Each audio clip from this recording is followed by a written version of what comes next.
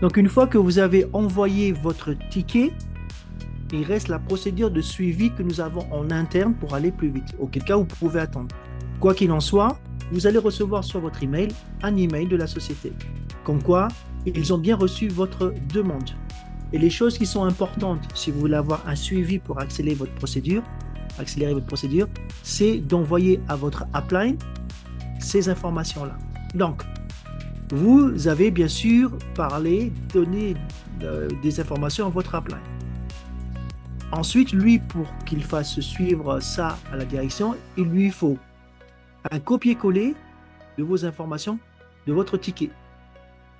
Voilà, donc pas une capture d'écran, je répète bien, pas une capture d'écran, mais un copier-coller. Donc tu fais un copier-coller ici. Ok. Le titre est important, mais surtout le numéro du ticket. Ok. Donc, je vais vous montrer après à quoi ça rime tout ça. Ensuite, pour que la procédure elle soit menée du début à la fin comme il faut également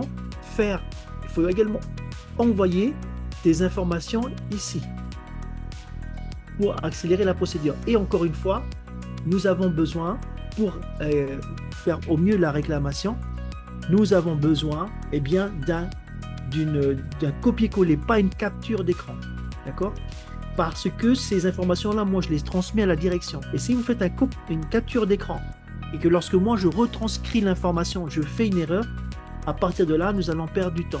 D'accord ? Donc, c'est important de faire un copier-coller. Donc, un copier-coller, vous le faites une seule fois et après, vous n'avez plus à le faire. D'accord ? Vous avez donc ces informations-là qu'il faut m'envoyer en copier-coller et également votre adresse mail. Donc, une fois que vous avez fait votre réclamation à la direction, si vous voulez avoir un suivi plus rapide, eh bien, vous envoyez à votre upline ces informations-là qui me fera suivre.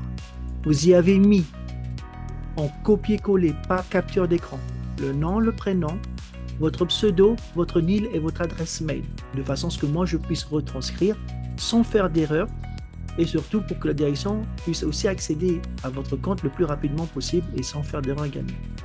Très important, vous y mettez le numéro de ticket, l'objet de votre réclamation, et mettre les informations simples, comme je disais, et les réclamations et les captures d'écran que vous avez éventuellement fait. Donc, vous voyez ici les captures d'écran que j'ai fait pour pouvoir faire ma réclamation. À partir de ce moment-là, il faut accorder un délai de 48 à 72 heures de façon à ce que vous puissiez revenir sur votre back-office ou sur votre email pour vérifier le retour, ou quel cas, votre upline vous fera un retour vis-à-vis de mes informations que j'aurai reçues.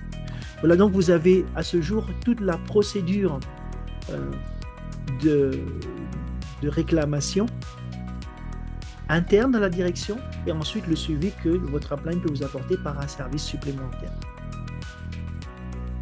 Et voilà donc, il y a une série de 3 tutos qui ont été mis en place afin de vous accompagner judicieusement sur toute la procédure de réclamation.